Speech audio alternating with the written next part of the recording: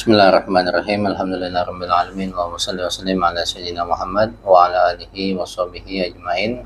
Nawaitu ta'allum wa ta'lim an-naf'a wal intifa wa tadhakkur wa tadhkir wal ifada wal istifada wal hasana tamassuk fi kitabillah wa sunnati Rasulillah sallallahu alaihi wasallam wa du'a ila huda wa dalalatal khair ibtiga wajhillah wa mardatihi wa thawabihi wa qurbihi subhanahu wa ta'ala. Amin. Rabbi shrah li sadri wa yassir li amri wahlul 'uqdatam min lisani yafqahu qawli wa saddid lisani wahdi qalbi bihaqqi sayyidina Muhammadin sallallahu alaihi wasallam. Amma ba'd. Kita melanjutkan belajar tauhid kita dalam kitab Al-Muqaddimat karya Imam Muhammad bin Yusuf As-Sanusi. Kita masuk kepada sebab daripada kekufuran dan kebid'ahan yang ketiga, yaitu taqlidur radi. Taqlidur radi ini kalau diartikan dalam bahasa Indonesia adalah mengikuti yang buruk. Taklid itu artinya ngikut, ikut-ikutan. Kalau dalam fikih kita harus ngikut, harus taklid. Kita belajar Mukhtasarul Latif, di situ dijelaskan fardu wudu ada 6, kita ikut, nggak usah tanya dalilnya. Kalau dalam fikih kita wajib taklid, nggak wajib mengetahui dalil, karena dalil amaliyah fikih itu rumit gitu. Tapi kalau dalam urusan akidah, nggak boleh kita bertaklid. Dalam urusan iman kepada Allah, kita ikut-ikutan doang, nggak bisa memberikan dalil. Maka iman kita bermasalah. Apalagi kalau yang kita ikuti itu adalah orang yang salah. Itu udah ngikut, salah pula yang diikutin. Nah, kadangkala taklid radi ini bisa menyebabkan seseorang jatuh ke dalam kekufuran, dan kadangkala menyebabkan seseorang jatuh ke dalam kebid'ahan saja. Itu. Apa sih taklid radi ini? Qala al-musannif rahimahullahu ta'ala wa nafa'ana bihi wa bi ulumihi wa bi ulumihi wa bi ulumi masyayikhi fid dharain amin ila anqal. Wa taqlidur radi'u wa huwa mutaba'atul ghair li ajlil hamiyah wa ta'assub min ghairi talabin lil haq. Dan taklid rodi, taklid yang buruk itu adalah mengikuti orang lain li ajlil hamiyah, karena dia itu keluarga. Kenapa ente ngikutin dia, mengambil perkataannya dia? Ya karena dia keluarga saya. Seperti orang-orang akhir jahiliyah, mereka itu menyembah Lata dan Uzza karena mengikuti datuk-datuk mereka. Padahal datuk-datuk mereka itu salah, datuk-datuk mereka itu sesat, kafir kepada Allah Subhanahu wa Ta'ala, tapi mereka ikutin tanpa melihat dalilnya. Maka mereka jatuh ke dalam kekufuran. Padahal Nabi Muhammad sudah menjelaskan kepada mereka bahwasanya yang berhak disembah hanyalah Allah. Itu. Atau kalau zaman kita sekarang, seseorang terlahir agamanya Hindu. Kenapa engkau agamanya Hindu? Ya karena saya ngikut kepada orang tua saya. Orang tua saya Hindu, maka agama saya Hindu. Nah, ini juga termasuk taklid radi. Mengikuti yang salah, mengikuti yang buruk. Apakah alasan dia nanti di hadapan Allah di hari kiamat bahwasanya dia masuk agama Hindu itu karena orang tuanya, ngikut orang tuanya, bisa menyelamatkan dia dari neraka? Nggak bisa. Karena Allah memberikan kepada kita akal. Disuruh berpikir sama Allah Ta'ala. Akal itu adalah alat untuk kita mencari kebenaran.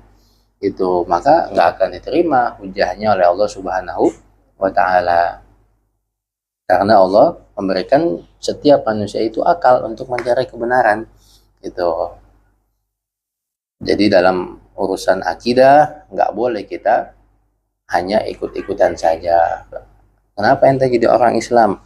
Nah, jadi orang Islam karena anda ngikut kepada Ustadz Yosi. Ustadz Yosi agama Islam, ya saya juga agamanya Islam. Apa dalilnya Allah itu ada? Ya nggak tahu. Saya cuma ikut-ikutan aja. Nah ini taklid radi namanya.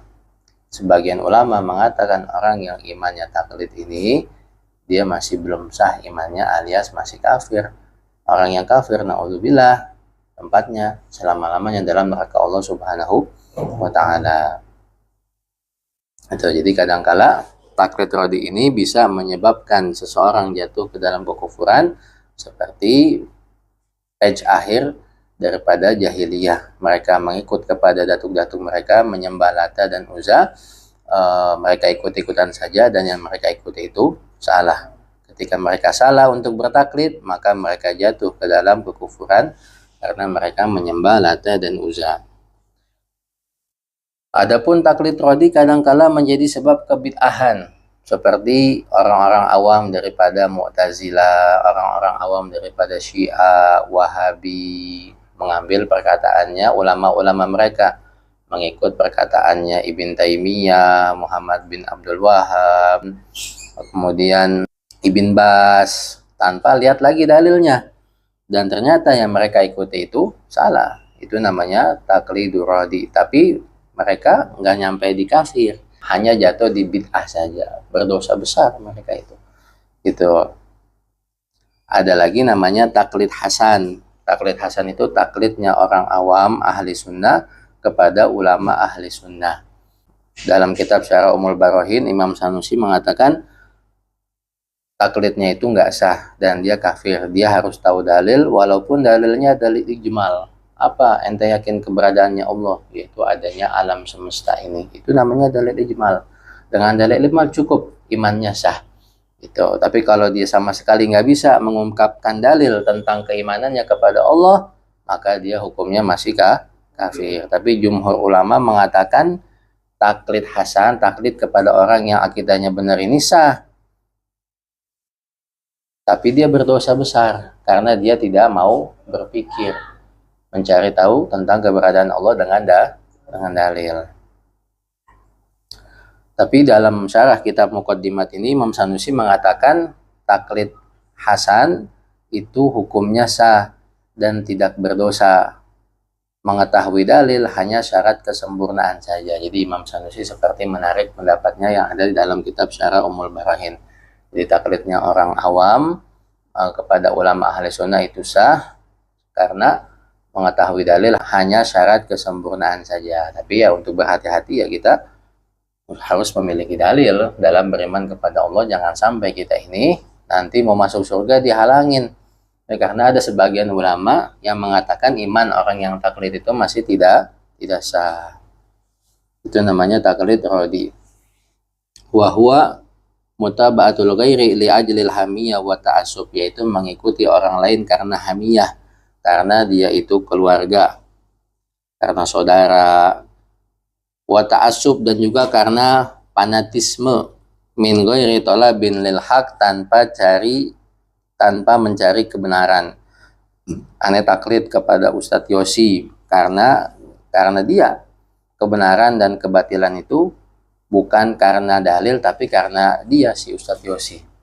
Itu nggak boleh. Dalam agama, dalam akidah, kebenaran dan kebatilan itu terpulang kepada dalil, bukan kepada individu seseorang.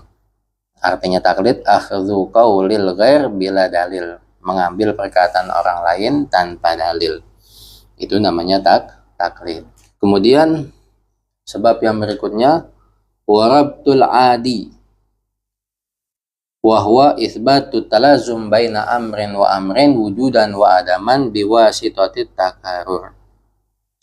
Sebab asasi kekufuran dan kebid'ahan yang keempat yaitu rabtul adi. Rabtul adi itu mengisbatkan talazum, keterkaitan antara satu perkara dengan perkara yang lainnya, wujudan wa adaman, keberadaan dan ketiadaan, biwasitatit takarur, dengan perantara keterulangan. Ini udah pernah kita bahas bahwasanya api dan membakar itu adalah hukum adat. Ada api, ada membakar. Kalau seseorang meyakini yang membakar itu adalah api, maka dia kufur, keluar dari Islam. Ketika ada es, ada dingin. Kalau dia meyakini yang menjadikan dingin itu adalah es, maka dia kufur, keluar daripada Islam. Dan disinilah kekufuran tobaiyin dan falasifah. Di samping mereka kufur karena meyakini al-ijabu zati, adanya zat Allah secara otomatis menyebabkan alam semesta ini ada, dan alam semesta nggak punya awal seperti Allah kidam, karena Allah ini kidam, Allah juga bako, nggak punya akhir.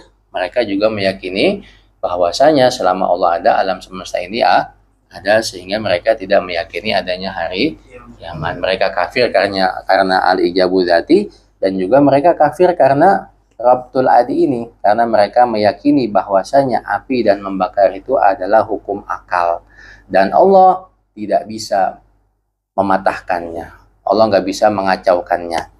Itu maka kafir falasifa dan tobaiyin karena sebab yang keempat ini juga, yang mana mereka mengatakan bahwasanya api itu membakar dengan zatnya selalu ada, dan Allah tidak bisa mengacaukannya, Allah tidak bisa mematahkannya antara dua perkara ini, karena menurut mereka ini adalah bukan hukum adat tapi hukum akal. Seorang nabi dia diyakini sebagai nabi itu karena dia punya mukjizat. Dalil atas benarnya kenabian seseorang kalau dia punya mukjizat. Orang yang meyakini Rabtul Adi ini seperti falasifa dan tobaiyin bahwasanya api itu memang dia membakar dan gak bisa Allah patahkan, maka dia akan mengingkari adanya mukjizat. Itu. Sedangkan mukjizat itu tanda kebenaran seorang nabi. So, siapapun boleh ngaku nabi. Yosi pun bisa besok ngaku nabi. Aneh nabi Yosi. Bisa-bisa aja. Tapi buktinya mana? Setiap nabi itu pasti Allah perkuat dengan yang namanya mukjizat. Mukjizat basicnya mematahkan hukum adat. Makanya Nabi Ibrahim mukjizatnya nggak mempan dibakar api. Kalau memang mereka meyakini api itu membakar, Allah nggak bisa mengacaukannya, berarti nggak ada yang namanya mukjizat. Mukjizat itu tanda kebenaran seorang nabi. Nabi itu yang membawa agama Islam. Kalau nggak ada nabi berarti nggak ada agama Islam. Mengingkari adanya Islam berarti dia kafir. Makanya kenapa Rabtul Adi ini bisa membuat seseorang itu keluar dari Islam, karena tadi dia akan mematahkan yang namanya mukjizat. Secara otomatis dia mengingkari nabi, secara otomatis dia mengingkari Islam. Orang yang mengingkari Islam, naudzubillah, kafir dalam neraka selama-lamanya. Ya. Kalau meyakini Rabtul Adi ini akan mengingkari yang namanya mukjizat, nggak ada mukjizat, nggak ada nabi, maka tidak ada yang namanya Islam. Kadang-kadang Rabtul Adi ini nggak sampai menyebabkan kekufuran, hanya sampai kebid'ahan saja, hanya menyebabkan seseorang jatuh ke dalam kebid'ahan. Dia masuk ke dalam orang yang fasik berdosa besar, yaitu seperti yang diyakini oleh Mu'tazilah. Mu'tazilah meyakini bahwasanya Allah Subhanahu wa taala menciptakan kekuatan membakar pada api. Jadi ketika Allah ciptakan api, Allah berikan dia kekuatan, Allah titipkan kekuatan untuk api membakar. Setelah itu, api kalau mau membakar nggak usah izin lagi sama Allah. Gitu. Dan kalau Allah mau cabut itu kekuatan, Allah bisa. Jadi api membakar dengan kekuatan yang Allah titipkan kepada api. Kafir enggak? Hanya jatuh di fasik, bid'ah, dosa besar dia. Itu namanya kuwatun muda'ah, kekuatan yang dititipkan sama Allah Ta'ala. Tapi kalau Allah mau cabut kekuatan itu bisa. Mereka enggak dikatakan kafir karena mereka mengatakan kalau Allah mau cabut kekuatan itu, Allah bisa. Tapi kalau falasifa sama tobaiyin enggak bisa. Allah enggak bisa mengacaukan hukum adat ini, karena ini sabitun aklan, ditetapkan sebagai hukum akal oleh falasifa dan juga tobaiyin. Ketika Allah ciptakan es, maka Allah titipkan kekuatan dingin kepada es, sehingga es itu bisa membuat dingin. Tapi kalau Allah mau cabut kekuatan dingin tadi, bisa. Begitu juga pisau. Ketika Allah ciptakan pisau, Allah titipkan kekuatan bisa memotong. Pisau memotong dengan kekuatan yang Allah titipkan. Maka Mu'tazilah mereka tidak kufur, karena mereka meyakini kalau Allah mau boleh ambil kekuatan tadi, semuanya daripada Allah Subhanahu wa ta'ala. Gitu. Kalau kita ahlu sunnah wal jamaah, api dan membakar, es dengan dingin itu sama-sama ciptaan Allah. Yang menciptakan api adalah Allah, yang menciptakan membakar juga Allah. Dan api dan es ini hanya ada bersama-sama. Ketika ada kertas mendekat kepada api, bersamaan dengan itu Allah ciptakan yang namanya membakar. Ketika ada es mendekat, maka Allah ciptakan yang namanya dingin. Ketika ada kertas mendekat kepada pisau, Allah ciptakan yang namanya terpotong. Dan kalau Allah mau mematahkannya, Allah bisa. Karena dia yang buat hukum adat ini. Ini bukan hukum akal.